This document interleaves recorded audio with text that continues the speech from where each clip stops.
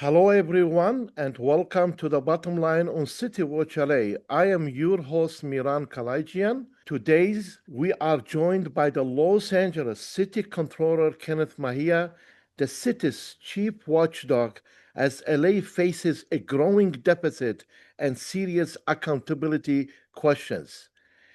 Let's get straight to the numbers. Welcome to the show, Kenneth. First question is as the elected watchdog of the city finances, how should Los Angeles move forward to eliminate structural deficits, fully fund core services, and ensure real transparency across all programs? Thank you for that question. A lot of the recommendations we made would have helped our city, move towards the right path. One of the big issues is the city is not receiving as much revenue as they are budgeting for. So when the revenues don't come in, obviously that leads to a budget deficit. In addition, the city also tends to spend over budget a lot, and that also widens the gap to the budget deficit. The liability claims are also a big issue.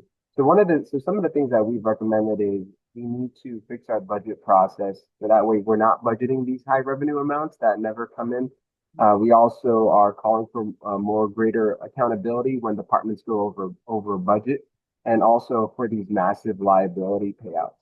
Those are costing us the city a lot of money. We've spent over $1.1 billion on lawsuits and liabilities, which is why my office is currently auditing the city to see what they're doing about mitigating, harm and the risk that it causes. If we're able to control our spending, which is what we've been advocating for, we did sound the alarm on the increased spending on labor contracts, starting with the police. We did sound the alarm on the massive liabilities that are bankrupting the city, and essentially we need to hold the departments accountable for causing these lawsuits. That way it doesn't happen anymore. And we're also recommending new ways in which the city could generate revenue instead of just raising sales taxes, because I think everyone's fed up with, getting these increased sales taxes. So just growing our tax base is a way that we can do it, not just increasing sales. So if we address those issues, right, the revenue, if we address the overspending by certain departments and the liabilities, then we can address the structural deficit. But we need to have those honest conversations about how much things cost and what are we really getting, right? And so for my office, we're providing a lot of that transparency and accountability. But luckily, a lot of our recommendations are actually being followed through now, which is a good thing. It's like people are listening now. So we're excited to see what happens, especially moving towards a 2-year budget, a capital infrastructure plan, budgeting more honestly, and having performance-based budgeting, which is what we're pushing for. Wow. You always mention about budget crisis, budget crisis, budget crisis. The city is facing a massive structural deficit. What are the top drivers and who is accountable? The largest drivers of the deficit are, I would say, the liabilities are these. Over the past 2 years, we spent $500 million on lawsuits. The highest driver of the lawsuits are the police department. Just looking at the numbers, followed by street services, which relates to, people getting injured from broken sidewalks, potholes, uneven conditions. Um, in addition, so that's the liability side. In addition, going over budget, because that is another big issue. So the top departments are mainly police and fire. Over, so just trying to find the right sizing, or trying to understand what are we doing with these dollars is a good way to target these deficits of overspending all the time. And lastly, it would be the revenue is not coming in, right? The city used to budget higher revenue amounts for economic sensitive taxes, so like sales tax, business tax, the transparency tax, and in the past, my office warned that it wouldn't be that high, and those actuals came true, like they didn't come high, right? So, but that could be due to many reasons, right? The inflation, people aren't spending as much, things are more expensive, people are scared to go out because of the political climate. People aren't traveling to Los Angeles anymore. So there, I would say it's the short revenue, the overspending, departmental overspending, and then the liability claims that are the driver, right? And then um, to bring the accountability, we're going to need everyone on board, city council, the mayor, to actually come together and, areas accountable, so that way you don't have these massive deficits again. Okay. So you also have flagged inefficiencies across departments. You always mention that through your town halls. Which department is the biggest concern right now, and why hasn't it been fixed? Yeah, that's a good question. I would say there's a lot of different areas, right? It's not just one department, but I would say if we could provide better transparency and accountability on from an objective standpoint, right? The police, because we spend $3.4 billion each year. That's an area that needs more transparency and accountability on because right now there a lot of people don't know what we're getting out of it, right? We keep increasing their budget, but a lot of people still don't see the police or they don't feel safe or they call 911 and they wait an hour, but we're still giving them budget increases. Like we keep increasing Mm. the budget. So the question is, well, if we keep giving you money, what are you getting, right? So that's one of the things that we're looking at, because everyone wants to know where that money goes, whether you support them or not. Like I think transparency and accountability is a good thing, right? And that's what we found when it came to, when we did our LAPD helicopter audit, because everyone always sees the helicopters, right? We found out that close to 60% of the flying is not spent on high priority areas. It costs $3,000 per flight hour. So we just want to know what are we getting, right? One of the things that we want to look at is how many officers are actually on patrol? How many people are sitting at a desk? How many people are doing public relations or doing marketing that is a sworn officer? So things that many of the public believe that they think an officer should be doing, what are they really doing, right? And so that's one of the things that we're looking at. In addition, I would also say, we're not only looking at police, we're looking at homelessness too. Recently, we found a service provider who fraudulently, obtained $23 million, and we found out that the service provider wasn't providing the services, and they were providing fake invoices, and that service provider got arrested 2 months ago. So, that's those are things that we're looking at. We're looking at everything, whether it's police, homelessness, lawsuits, liabilities. My office is going across the board as best as we can, given our limited resources, because our budget keeps getting it gets cut a lot, especially for our audits and our investigations. But we are doing our best, right? And the reason, to your second question is why hasn't it been fixed? And I think that requires political will.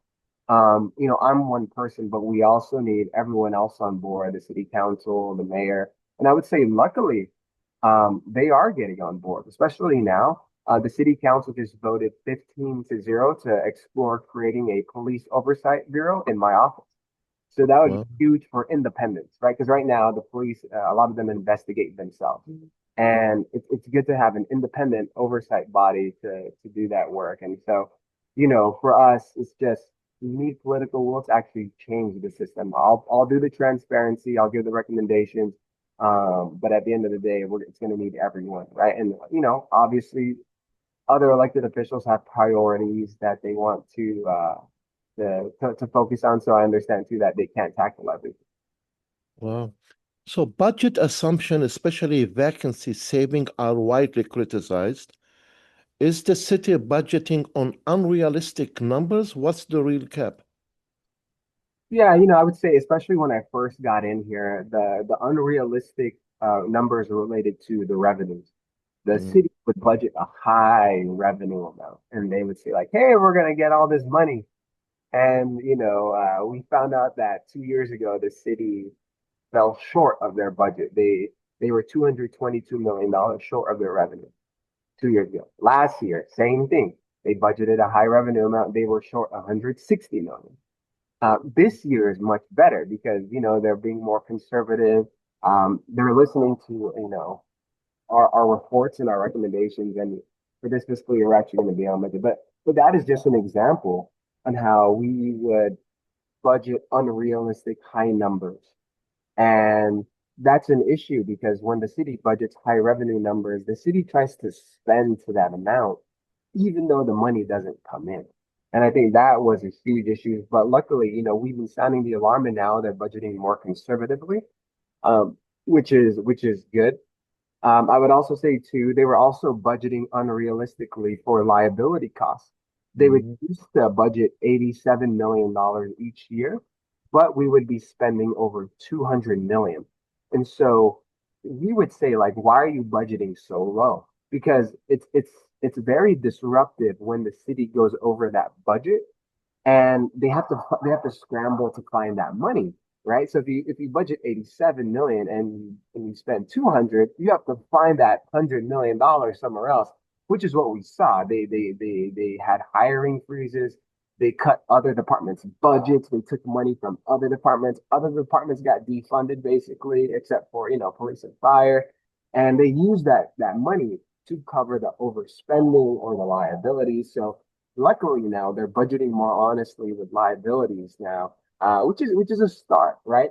But it's better to be upfront in your budget and be more realistic because when the budget is off, those have huge shocks and disruptions to the city services, which you all see. You saw your street lights, your sidewalks, your animal shelters all get huge service cuts, which impact you all, right?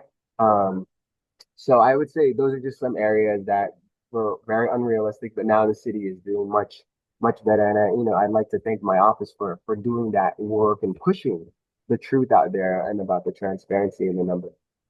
Wow. So if revenues fall short, what gets cut first? Public safety, homelessness programs, or the workshop? Yeah, the budget deficit is a combination of lower revenues and higher expenses. So for the revenues, what we've seen or in general is that the city will take money from either the reserve fund. So that is like your emergency piggy bank to cover, emergencies and things like that. But the issue is we saw this financial crisis coming with the liabilities, with the increased labor costs, um, the increased pension costs. Like we saw this coming, we warned about it, but like people have to listen, right? And so the first thing that usually happens is they'll freeze spending, like austerity measures. Um, City spending will be cut. You'll see it mostly in other departments in the workforce. Usually police and fire are safe, but everything else, transportation, rec and parks, youth development, senior services, um, community services, our accounting, our auditing, pretty much everything in the city gets impacted. And you'll see that those take a hit. So it's usually Yeah. the workforce that will take a hit. Um, you won't normally not public safety, not homelessness. There was some right sizing, but we don't spend as much as we budget. But usually, yeah, you'll see it in taking more money from the reserve fund or taking money from other departments or other programs to help cover the shortfalls. What you'll see. Well, I'm going to shift to spending accountability. And based on concerns around accountability, transparency, and effectiveness, would you support reducing homelessness funding by up to 50% or reallocating those funds differently? Sure. I mean, I think for people, a lot of people need to realize what we budget for homelessness is not what we actually spend. The city budgets a high homelessness amount, which is like $1 billion. Um, we only spend half of that. So we don't go over budget. We don't go anywhere near what was budgeted. So I think that's something that people should know because people always toss out, we spend $1 billion each year, but that's not true. And as your accountant, we were able to find that out. Um, there are concerns we've had. We have done two audits on homelessness so far already, right? We found a lot of data quality issues. We found out that close to 20% of shelter beds were unutilized, or the data didn't show that, which costs a lot of money for taxpayers, right? In addition, we also found out that it is very tough to transition folks through the system from interim housing to permanent housing. Um, and we also found, like I said too, that there are some service providers who are not being held accountable, and that's what we found with the fraud. Allegations that led to an arrest 2 months ago, where a service provider wasn't providing the services and getting fake invoices, right? So there are a lot of concerns, but we also know that homelessness is the number one issue, right? You have over 40,000 people. It is it is an expensive topic, and I think for what we try to do with our audits, with our transparency, with our dashboard, we wanted to show you where all the money is going, so that way you all can see where it is and scrutinize spending as well with us. And I think if you all and everyone here is able to, see how the dollars, see what it's getting for us, I think that gives uh, better better oversight for the system, right? Mm. And so I would say, like, our audits and our fraud investigations have led to, recommendations, right, including better oversight on service providers, um, being able to make sure that our shelter beds are being utilized and not sitting empty, right? Like, having better data on their system, right? Including availabilities on what's being unused and not. Like, we have created this through our transparency and accountability work to make homelessness run better. It's obviously still a big issue, and that's why I think for us, what we're trying to do is provide more transparency and accountability, have more auditors, have more investigators to do this work on homelessness, because so many people care about it. We just have to make sure we're getting the best, bang for our buck, and making sure that people are actually getting help and these dollars are actually making it to that. But I would advise and recommend people to go on our website. This is the first time the city has ever tracked homelessness, and it's because of my office, because of my accounting background, that we actually have a real-time homelessness expense tracker where you all can go online, see a spreadsheet, download it to Excel, and see what we're spending on and scrutinize it, because obviously we're going to need as many eyes as much as possible. Okay. There's been resistance to deeper audits. Who's blocking the full transparency, and what are they trying to avoid? I think everyone, this position is it's a watchdog position, so it's naturally adversarial. But it's not a bad thing. Like, this is why voters created the city controller, because you need someone to look over your money, right? But obviously, it might also be at odds with other elected officials who like certain departments, who like certain programs, who want to see their own projects succeed. But you have me or my office overlooking it. So there's naturally a tension, but we're here to make things better. And I think that is what I want people to know, is we don't just try to audit something and just say, like, hey, this is the worst thing ever. But it's like, hey, these are what we found. These are the issues we found. Here are ways we can make it better for everyone. And Mm. here's how you could change the system. And that is really what we do as an auditor, right? Even though our audit team is very small, we only have 7 for the entire city. And there's over 40 departments, right? And an audit uses 2 to 3 people. So it takes a long time, and also we don't have too many folks to do it.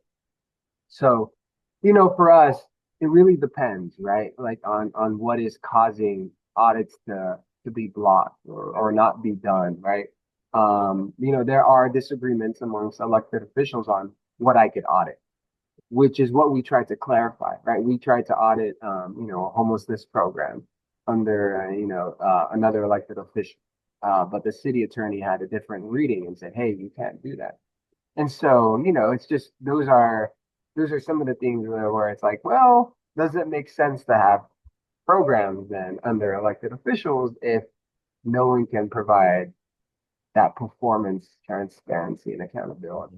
And that's one of the things that we were fighting for in charter reform, because if not, then technically elected officials could just house hundreds of millions of dollars underneath them and no one can look at it.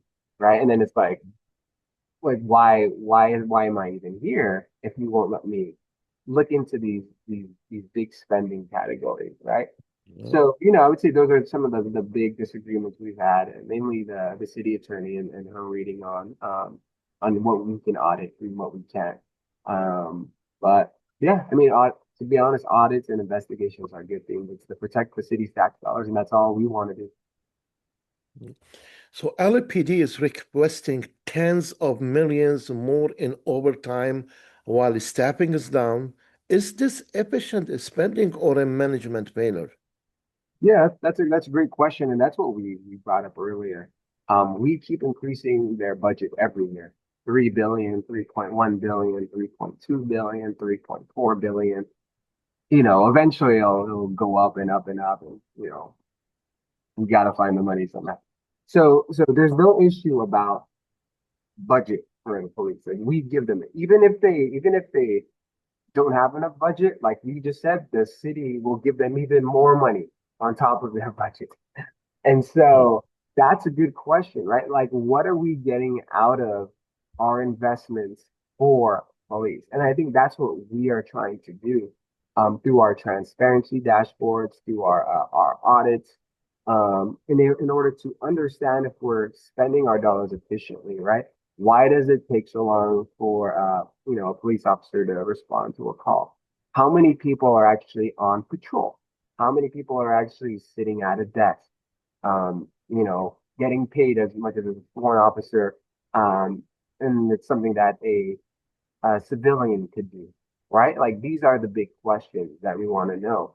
What is our investment getting us? So I think that is a huge question because there's this misconception that the city, defunded or defunds the police very easy. And at the time, you just look at the numbers and you look at the actual spending, it keeps going higher and higher and higher and higher and higher. It's to the point where you have to ask, okay, how much more money do you want to give? And then what are you willing to give up? Do you want less street lights? Do you want less sidewalk repair? Because that is the reality. Do you want less resources for overcrowded animal shelters? Because that is the reality. That's what's happening. And people need to understand it's if we want to go to 10,000 officers, which is the number people throw around a lot, then we need $4 billion. Okay, 4 billion, right? Our general fund is only 8.2 billion. So if you want to get there, you have to find an additional 600 million to cut from other city services. That is the trade-off. And that's what we saw. This is the reality. We saw cuts to other departments in order to give these huge raises to cover liability costs. Because it's just math, right? Like you have to find the money, so you're taking it from somewhere else. Or you have to increase taxes, right? Like increase taxes and fees, but everyone doesn't want that either. But everyone, people still want more money. So that's the thing that we have to find, and that's what we're looking forward to with this. Hopefully, we get this new police oversight bureau, so we can have constant oversight and transparency on the police. And so I'm excited about that. Council voted 15-0 to move that forward to explore. So that's really good. But it just begs the question: if we're spending this much, what are we getting out of it? So, with the 2028 Olympics approaching, is the city financially prepared or heading toward emergency spending? That's a good question. One of the things right now we're doing is working on a Olympics expense tracker. We want to know how much the city is going to, how much they are spending now in preparation, and then also what are the estimated costs going into it.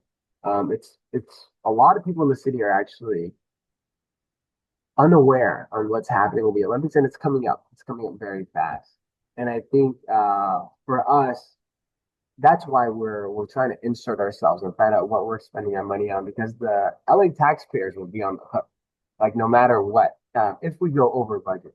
So it's important that we are fighting early to know what we're spending on, what is the budget, what are the forecast on these spending. How much are we going to do in preparation, and how much is that going to cost? Because you know, it would be a huge financial liability for the LA taxpayers if we do go over. So I know the city is trying to, and LA 20 are trying to make it be a no build Olympics where we're not building anything new. So that's just some of the things that we have to keep our eye on, right? Is track the costs and see how much we're actually going to spend towards this. But for right now, a lot of the city is in the dark on what's happening with the Olympics. But we're trying to find that out. And my last question, One more minute. yes, you have positioned yourself as a reformer inside City Hall. What resistance have you faced, and are engineers getting the full truth about the city's finances? Yeah, I don't even know if I would consider myself a reformer. Like I wanna break the status quo. I don't want to reform the status quo. I want to remove it. Like it's not good. It just takes I'm fresh. Like I come from I have a business background. I came from accounting and auditing, right? I came from the big four accounting firms. I just look at how the city does its finances, and I'm like this wouldn't be acceptable anywhere in the private sector. Uh, and the unfortunate part is these are your tax dollars. So I think for me, the resistance that I've seen is trying to change the status quo, like remove ourselves from it. Obviously, people don't want to do that. They're used to the way things work, but it creates inequities because in City Hall, people know how to do workarounds on how to get something they want through these bureaucratic decades age rules that everyone has to play by, but some people know it better than others, right? It creates an unfair advantage. Okay. So I think, to your question, are Angelinos getting the full truth about the city's finances? I hope they are because of me, because of my background as a CPA.